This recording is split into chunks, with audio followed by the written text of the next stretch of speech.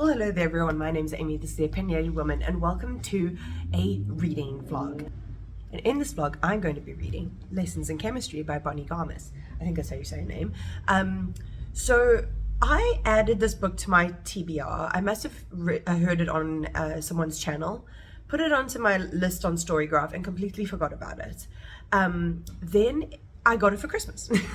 And then I started seeing so many favorites videos with this book in it, and I was like, oh my god, like I completely forgot it even existed, and now everyone is going crazy for it. So I was like, if I've got it, I might as well do a Is It Worth the Hype reading vlog. So that's what we're gonna do. Funny story about how I got this book. So when people ask me what I want for Christmas, most of the time I say books. All the time I say books because I always want books. I mean, this Christmas I also got like some really cool art supplies and stuff like that, but anyway. So when I ask for books, my dad will usually go onto my Storygraph, look at my TBR list, and then pick something. But my dad is autistic, so he very much needs to find something that he relates to, because if he doesn't relate to it, he can't really fathom it. He gets like a bit baffled, you know. So a lot of the time when he's bought me books in the past, he's looked on the list, found authors that he's familiar with and books that he's familiar with, and then bought them for me. And almost all of those books have been by cis straight white men, because that is my scope that my dad exists within, being cis straight and white. The only gay thing he's ever bought me is Oscar Wilde, Picture of Dorian Gray, and I think he actually bought me one of Stephen Fry's autobiographies, but my dad is a Stephen Fry fangirl, so that makes sense. However, this year he went to my list, he looked at it, and I can just imagine the bafflement on this man's face, because if you look at the top half of my Storygraph TBR, it's all by queer people, women, and people of color. And my dad is like, I can't relate to any of this. What the fuck do I buy her? But what's really funny is that one of my dad's special interests is science. So he was looking down this list, seeing all this gay ass shit and being like, I don't know, chemistry? I like chemistry. I'll buy her a book with chemistry in the title. It's like so predictable, but it's like quite cute at the same time. And then, yeah, everyone said that it was really good. So I was like, okay, cool, I'm gonna get into it. I'm very glad I got this cover because the other cover is hideous. Oh my God, it's so ugly. I don't know who decided to make a book that color. But anyway, I have the nice book cover. It is about, what is her name? Elizabeth Zott, who works as a scientist, a chemist in the 60s. Yes, in the 60s. And then she ends up being a presenter on a quite famous cooking show. So that's very interesting to me. Apparently it's quite feminist and it's a fucking joy. So I am really excited to read it. So let's get into it.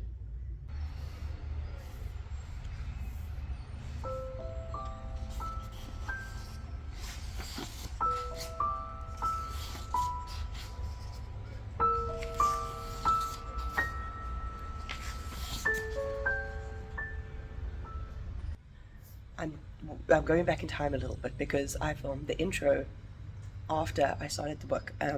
Then I'm just sitting down to start reading it, and it is hurting my feelings because it says here, worst of all, he was a rower.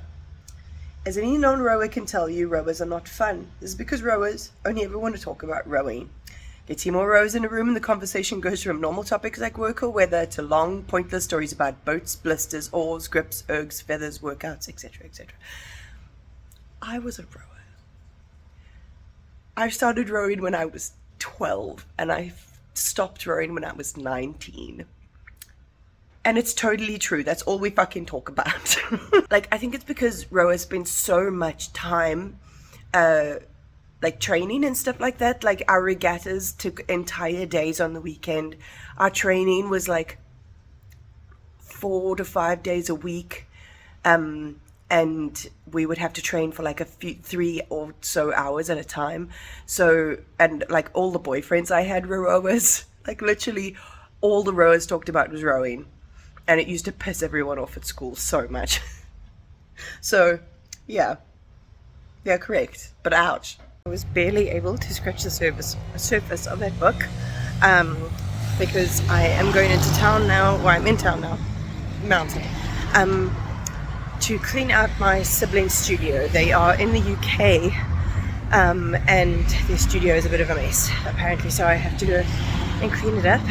So I get to go on this pretty campus. I swear, if I had this campus when I was at varsity, I would have been much more enthused to be there. Let me show you. Beautiful. Okay, we're gonna try and figure out how I'm gonna get in here.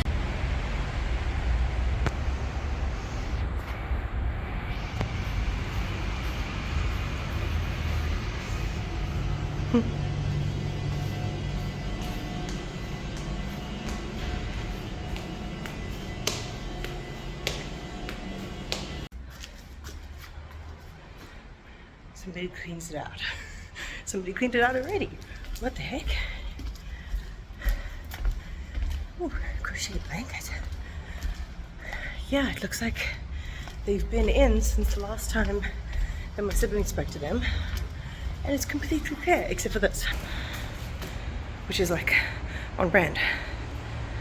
But yeah, seems that the job has already been done. So pretty up here. Okay, well, I'm gonna take this and stick it in my diary and get out of here. I did a mad fit sculpting workout yesterday. My legs going down these stairs.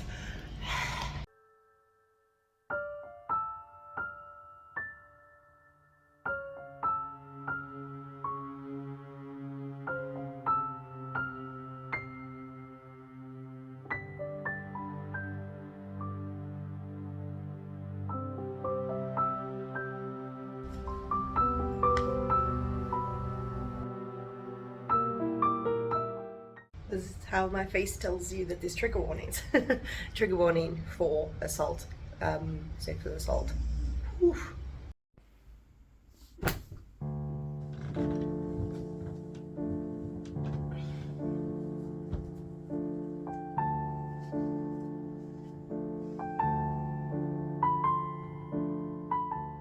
Vlog, it's editing me here. I'm editing this vlog and I'm like, Amy, you didn't at any point tell them what's happening in the plot. Like, I didn't actually say what it's about. So let me give you a little bit more info. We're following Elizabeth Zott, and at the beginning of the story, she takes a job hosting this cooking show called Supper at 6. And she very much takes it from like a scientific background, because she's actually a chemist. She tried to get her PhD and was blocked by patriarchy and horrible abusive men. And then she started working in a lab, and her gender was just getting in the way so hardcore because of how misogynistic this whole scientific like operation works. And then she needs to go and borrow some beakers. So she goes up to this guy Calvin's lab, and Calvin is like, he's like the reason that that place has any funding. He's like really famous. He's known for being a grumpy bastard. And she doesn't really care about his reputation. And she stands up to him, and he's kind of put out by it. But at the same time, he's like, who is this woman? Oh, dang. So they start working together and things like that, and their relationship starts developing.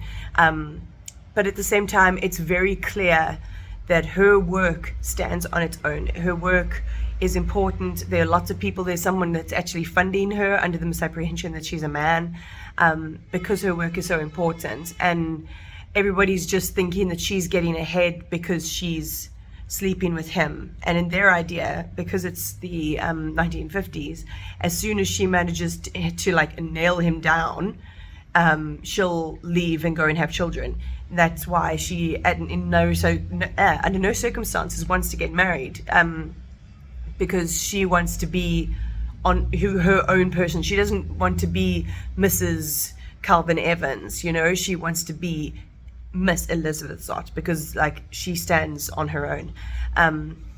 And then, yeah, so that's in the past, and then we come back into the present and see how her career trying to teach science to the masses through the medium of a cooking show and how that works.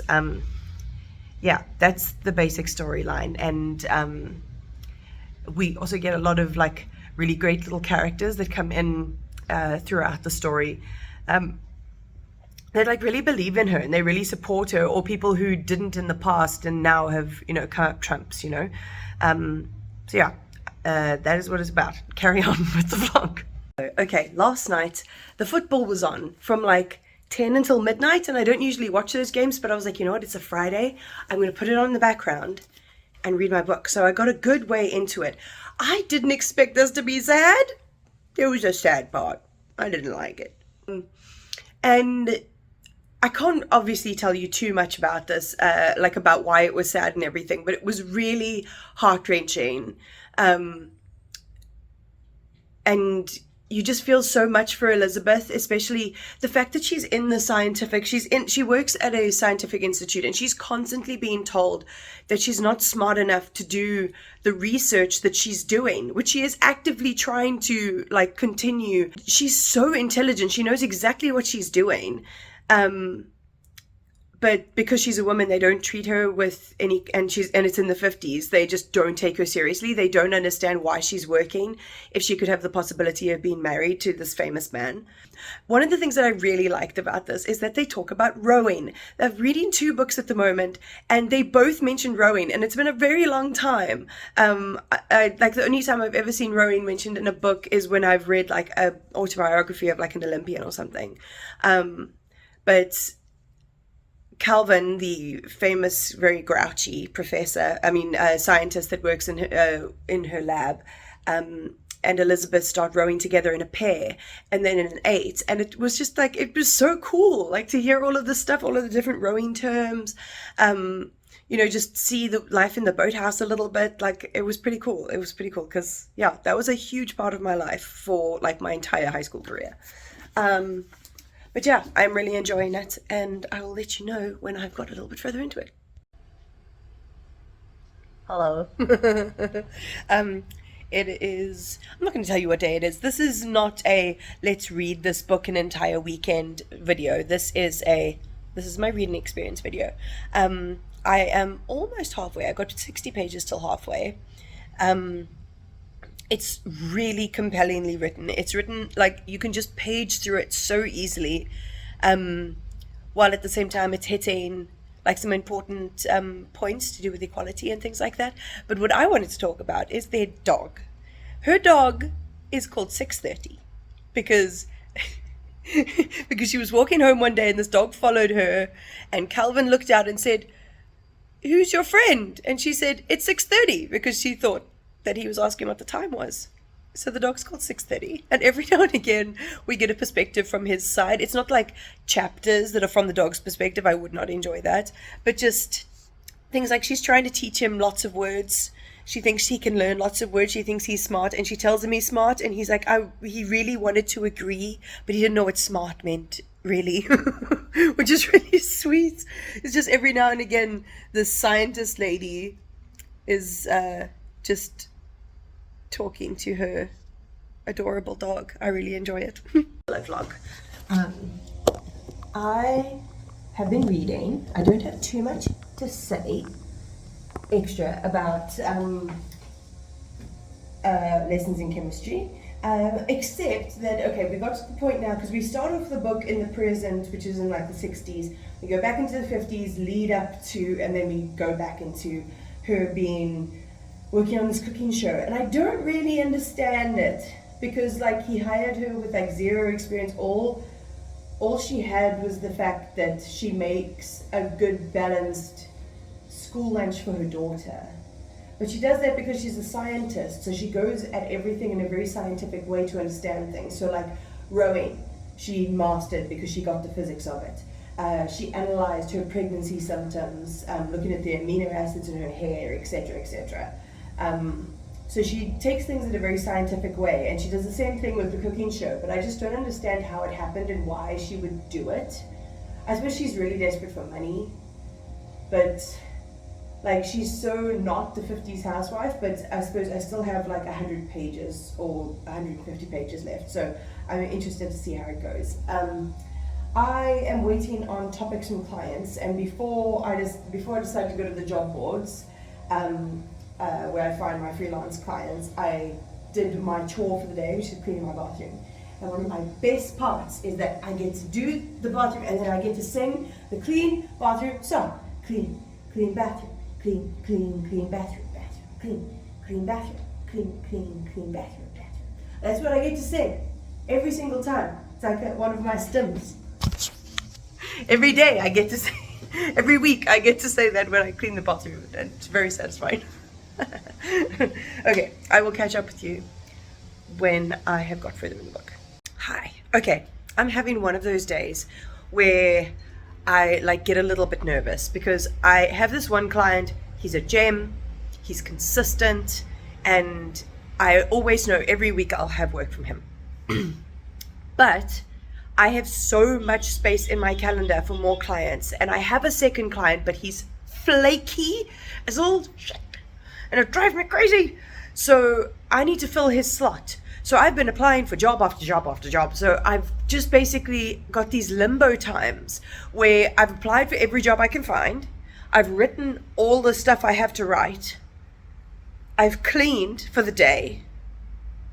And I've been working on YouTube videos because my ideal work situation would to be like have a couple of freelance clients and then also have an income from YouTube in some way.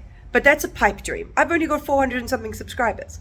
It would be cool though, you know? It's like if you want to say a goal that I would like, that would be cool. Even if they gave me $50, that would be cool, you know? So I keep myself busy and like at my desk working because I'm editing, making thumbnails, etc. So I realized if I was someone like Books and Lala or Gabby Reads, part of my work day would be reading because that's making content. And I am currently working on this here content that you're watching, and I have only got this much left of lessons in chemistry. So and the power's out. So I am going to get myself a snack and read this book and see if I can finish it.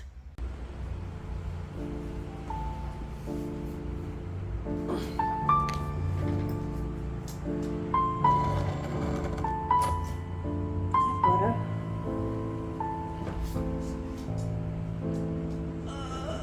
Whoopsie.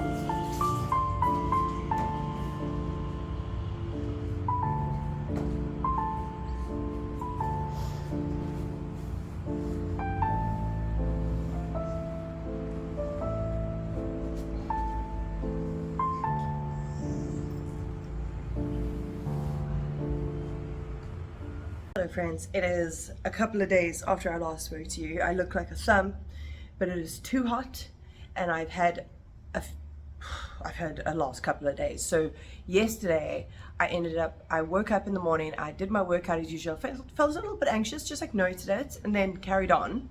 And then my face started ticking, and it started ticking so hardcore. It was moving non-stop for 3 hours. Until I managed to like go into my room, close the curtains so it was dark as possible, close my eyes so I was like, had as little stimulation as possible.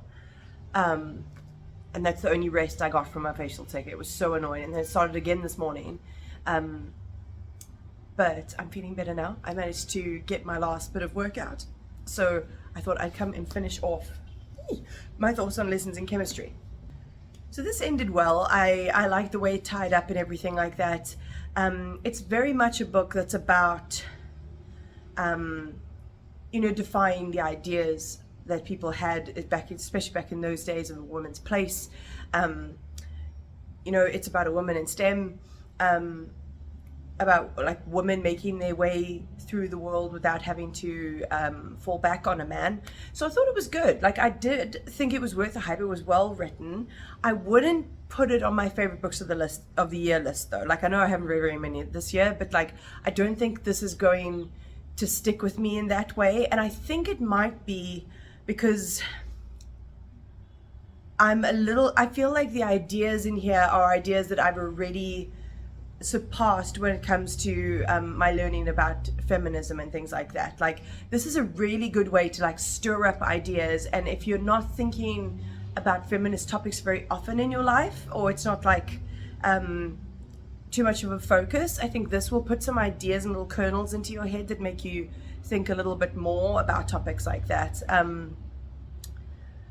But yeah, I feel like if I'd read this a few years ago, I think there would have been more impact. But because I've done so much work to read and learn about feminism and things like that, and found out that I'm gay and don't care what men have to say or do or anything. Like, I don't care about men's opinion of me. So yeah, I just thought it was basically well done, well written. And I know at the beginning of this vlog, I spoke about how hideous the cover is for the American one. And apparently Bonnie Garmis actually went on, I think it was on Goodreads or something like that, and was talking about the fact that it like almost made it look like chiclet, because it immediately made this woman's book pink. And it's like the most ugly shade of pink you've ever seen. And it completely goes against this like really strong woman. But yeah, I really thought it was a good read. Like, that might sound like I didn't think it was as good as people are saying. I do think it's pretty good. It just wouldn't end up on my best list of the year, So with that ends this reading vlog. I hope you did enjoy. I certainly did. I'm just going to figure out when I'm going to do my next reading vlog on, because I am running out of my physical TBR really swiftly, so I'm gonna have to go to the library again. Anyway, hope you did enjoy that. Like, comment, subscribe, all of that fun stuff, and I'll check you next time.